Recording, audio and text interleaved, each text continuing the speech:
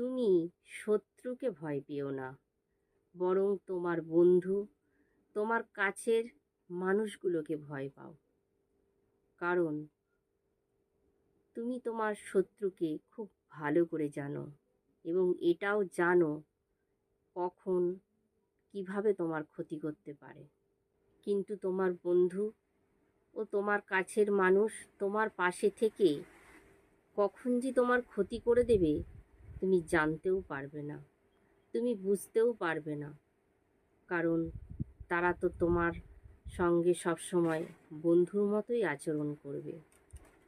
আর দেখবে তোমার বিপদের দিনে সেই মানুষগুলো সেই শত্রুর পাশে গিয়ে দাঁড়িয়ে আছে।